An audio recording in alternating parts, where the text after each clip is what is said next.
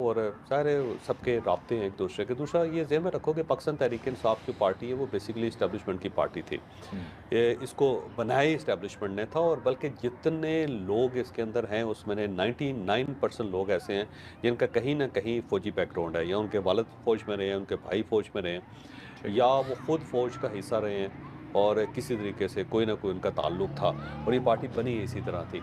तो अब अगर आपके भाई हों, अगर आपके भतीजे हों, या आपके दोस्त हों, और या आपकी फैमिली के मेंबर्स जो हैं वो अफ़वाज पाकिस्तान के अंदर हों, तो वो ज़ाहिर है फिर आपसे इन्फॉर्मेशन तो निकलती रहती है, उधर जाती रहती है, और आपके खिलाफ कोई कार्रवाई भी अगर नहीं हो रही, हुँ, हुँ, तो हुँ, फिर इसका मतलब ये हुआ कि आप ज़ाहिर है फिर ग्रे एरिया के अंदर है, और इमरान खान हुँ, साहब इस सूरत-हाल से वाकिफ़ भी हैं, ठीक है। और इसलिए वो बात भी करते रहते हैं। हुँ, बस उमर अयूब साहब जो हैं, वो ज़ाहिर है उनके जो दादा थे वो फ़ील्ड मार्शल थे, फिर उनके वालिद साहब खुद कैप्टन रहे हैं, हुँ, हुँ, और वो एक फ़ौजी ख़ानदान है। इस वक़्त भी फ़ौज में बहुत सारे लोग हैं जो उमर अयूब साहब के कज़िन्स हैं, उमर अयूब साहब की फ़ैमिली के हैं।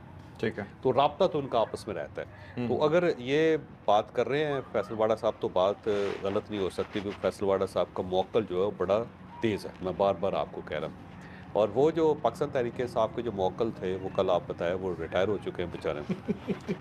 तो अब ज़ाहिर है इनके मौक्कलात तो बड़े तगड़े हैं, और फैसल वाडा साहब जो बात करते हैं वो बिला तो वजह भाई नहीं साहब आप करते। ये कहना चाह रहे हैं बेसिकली कि जो फैसल वाडा साहब के मौक्कलात हैं वो हाज़िर सर्विस हैं नहीं, नहीं, और जो मैं नहीं ये उनके जो कहना थे चाह वो रहा। रिटायर हो गए। नहीं, नहीं, मैं ये नहीं कहना चाह रहा कतई, क्योंकि जो हाँ, अलबत्ता ये है कि जो पाकिस्तान तहरीक-ए-इंसाफ के मौक्कलात हैं, वो रिटायर्ड हैं, ये बात वैसे ठीक है। हुँ, हुँ, लेकिन जो फैसल वाडा साहब के मौक्कलात हैं, वो सिर्फ़ मौक्कलात हैं, वो हाज़र सर्विस या रिटायर नहीं हैं।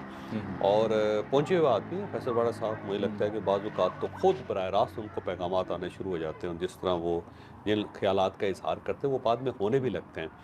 जो लॉ ऑफ अट्रैक्शन है ना, कि आप जो हुँ, सोचते हैं वो हो जाता है, तो फैसल वाडा साहब जो है ना लॉ ऑफ अट्रैक्शन के बड़े करीब हैं।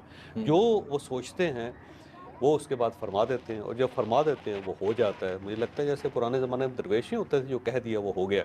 हुँ, तो वाडा साहब जो हैं वो इस लिहाज से बड़े तगड़े हैं।